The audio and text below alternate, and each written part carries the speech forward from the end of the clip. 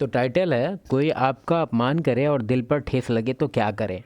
Sir का सब मतलब सर अभी एक्सप्लेन करेंगे, उससे पहले हम एक पॉइंट बोलना चाहेंगे कि अगर तुमको लगता है कि सामने वाला कहीं पूरा गलती है, कि तुमको वो अपमान कर रहा है या कोई भी टॉपिक हो, डिपेंड करता है, तुमको समझना होगा कि उसमें सिर्फ 60% गलती तुम्हारा है। ठीक है, हो सकता है वो इमीडिएट गलती, हो सकता है कि पहले का तुम्हारा धीरे धीरे जुड़ रहा है गलती, मतलब 40% ही उसका गलती है कि वो तुमको डिसरेस्पेक्ट कर रहा है या तुम्हारा अपमान कर रहा है।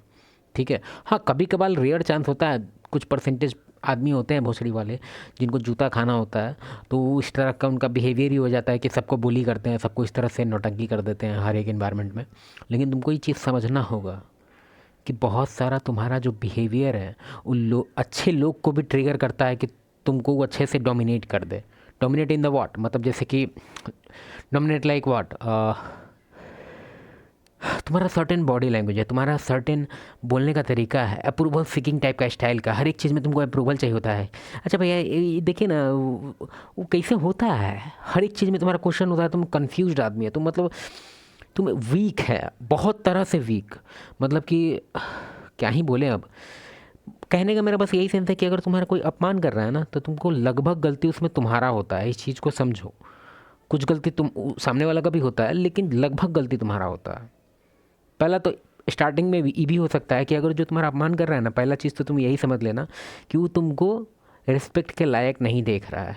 ठीक है, हो सकता है कि तुम्हारा जो नेटवर्थ है उससे काफ़ी कम है, उस सामने वाला जो तुम्हारा अपमान कर रहा है उसके अंदर पूरी तरह से विश्वास है कि इस आदमी का मेरे लाइफ में कोई काम नहीं है, रुको इसको बताते हैं, अभी डांटेंगे इसको, उल्टा पुल्टा बोलेंगे इसको। इसका मतलब कि तुम्हारे लाइफ में तुम ऐसा कुछ करके नहीं रखा है, नहीं तुम बॉडी वॉडी बना के रखा है, ना जिम उम गया है। ये तो वन एक्सपेक्ट हो गया कि हाँ जिम उम वर्कआउट वगैरह करना चाहिए। फिर दूसरा हो गया कि ना ही तुम्हारा नेटवर्थ उस तरह का है, ना ही तुम्हारा उस तरह का सोसाइटी में कुछ है, तुम एक लोएस्ट पे हो, या फिर सामने वाला को लग रहा है कि तुम लोएस्ट है।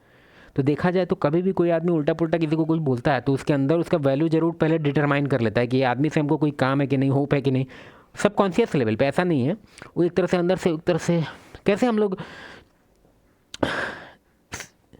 सीढ़ी पे चढ़ते हैं तो ध्यान देते हैं क्या कि एक सीढ़ी चढ़ ली दूसरा नहीं।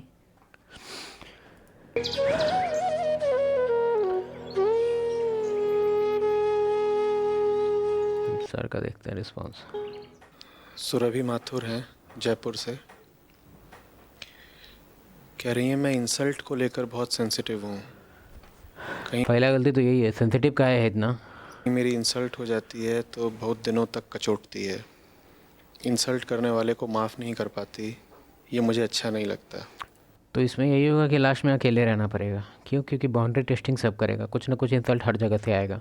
डिपेंड करता है कि आप किसको कितना टॉलरेट कर रहे हो। एक पुराना कोड भी है कि टॉलरेट आप जितना करोगे उतना ही, मतलब कि you are the one who is मतलब responsible for letting other people disrespect you, मतलब कि आप ही हो वो गेट कीपर जो अलाउ कर रहा है कि हाँ 4 गाड़ी अभी घुसेगा, 5 गाड़ी अंदर घुसेगा, मतलब आप गार्ड हो। सर का परसेप्शन में भी डिफरेंट हो। सुरभि शायद तुम्हारी उम्मीद ये होगी कि मैं कहूँगा कि इंसल्ट, मान अपमान, ये सब क्या याद रखना, छोटी बातें हैं, इनसे आगे बढ़ो। और जो होशियार, वाइज, आध्यात्मिक, स्पिरिचुअल मन होता है वो मान अपमान वगैरह का ज़्यादा ख्याल करता ही नहीं। नहीं, मैं तुमसे ऐसा कुछ भी नहीं कहूँगा। जब तक तुम ऐसे नहीं हो गए कि तुम्हारे लिए मान या अपमान बिल्कुल ही ओछी, इर्रेलेवेंट, अप्रासंगिक बातें हो जाएं, तब तक अपमान निस्संदेह कचोटना चाहिए। कौन हैं जिन्हें अपमान न लगे तो भी कोई बात नहीं, या तो हो कोई बिल्कुल मुक्त, कृष्ण जैसा, बुद्ध जैसा, वो अपमान के पार हैं। हालांकि जो सहज प्रतिक्रिया होती है वो भी देते हैं। या फिर कौन होते हैं ऐसे जिन्हें अपमान नहीं लगता? देखो स्पिरिचुअल बातें हैं, इसका ये मतलब नहीं कि हम डिसरिगार्ड कर रहे हैं, नहीं, हम 100% इनका बात पूरा सुनते हैं, समझते हैं, अच्छा लगता है, फॉलो भी करते हैं। लेकिन इसमें हम एक कॉन्सेप्ट तुमको समझाना चाहते हैं, वो तुम समझ के देखो एक बार, 100% रिलीफ मिलेगा तुमको। देखो स्टार्टिंग टाइम में, फिर केप टाइम में हम हमेशा जाते हैं। केप टाइम में स्टार्टिंग टाइम, जिस टाइम हम लोग हंट करते थे, हंटर और गैदरिंग वाला टाइम, उसमें जो सबसे ज़्यादा रिस्पेक्ट के लायक होता था ना, वो जनरली मेल ही होता था उस टाइम। सबसे ज़्यादा रिस्पेक्ट के काबिल कारण होता था उसके एक ही, कि वो कैपेबल है बहुत लोगों को ज़िंदा रखने के लिए। ठीक है, वो कैपेबल है कि कोई मेल है, ठीक है, और वो बहुत बड़ा हंटर है। वो डेली का 5 शिकार करता है, ठीक है, और 5 शिकार करता है मतलब कि कम से कम 70-80 किलो, 80 kg मीट ले आता है। तो 80 kg तो खुद तो खाएगा नहीं। तो इस बंदे से जो जो अच्छे टर्म्स में रहेगा, जो अच्छे से इससे बिहेवियर रखा होगा, उसको खाना मिलेगा। ठीक है, तो इस चीज़ तुमको समझना होगा कि जो लोग का जो बिहेवियर होता है सबकॉन्शियस लेवल पे, वो अपना बेनिफिट के लिए उनका बिहेवियर वो ट्विक करते रहते हैं, चेंज करते रहते हैं। तुम एक चीज़ ध्यान दिया होगा, ये चीज़ क्वेश्चन होता है बहुत लोग का, कि जनरली जो बेगर्स होते हैं और जो रिच होते हैं, इनका बिहेवियर एकदम पूरी तरह से डिफरेंट होता है। बेगर्स बहुत ज़्यादा सबमिसिव होते हैं, बहुत ज़्यादा सबमिसिव, बहुत ज़्यादा सॉफ्ट होते हैं, ठीक है, और पूरा मतलब देखने से इनोसेंट लगते हैं, और कुछ भी इनसे बात करो, चाहे कोई भी टॉपिक हो, या फिर तुम्हारा मदद करना चाहो तो तुमसे करेंगे। ठीक है, तो एक तरह से ये सब जो इसके अंदर क्वालिटी होता है, वो इसलिए होता है क्योंकि इनको ओवरऑल सर्वाइव चाहिए, सर्वाइवल इनको चाहिए। तो अगर बेगर अपना बिहेवियर सॉफ्ट नहीं रखेगा, बेगर अपना बिहेवियर एकदम से सबमिसिव वगैरह नहीं रखेगा, सर्वाइव नहीं करेगा ये। तुम इमेजिन करो कि कोई बेगर है, ठीक है, उसे गया तो कुछ पूछने के, ये रास्ता कहाँ जाएगा, तो कहेगा भाग, हमको नहीं पता। भाई उसको 2 दिन के अंदर पहले तो आसपास वाला आदमी उसको भगाएगा कि भाग यहाँ से, कहीं और जाके भिख मांग, क्योंकि एक नेगेटिव ऑरा होने लगता है वहाँ पे, किसी को नहीं पसंद वो सब। ठीक है, ऐसा होता है, इसीलिए उन लोग का बिहेवियर बहुत हाई होता है, बहुत मतलब अच्छा होता है। ठीक है, अब रिच, रिच को पता है कि हमको किसी का ज़रूरत नहीं है, ठीक है, तो नीड पे ही बेसिकली बिहेवियर आदमी अप डाउन करते रहता है। अब तुम यहाँ पे अगर ये कह रहा है कि कोई भी नॉर्मल टॉपिक, वो डिपेंड करता है कि कॉन्टेक्स्ट क्या है, किस मैटर पे तुमको ये हो जा रहा है, कहाँ डिसरिस्पेक्ट किया जा रहा है, या फिर कुछ भी, उसके पीछे बहुत रीज़न हो सकता है, बहुत ज़्यादा, 4-5 हम लिख देते हैं।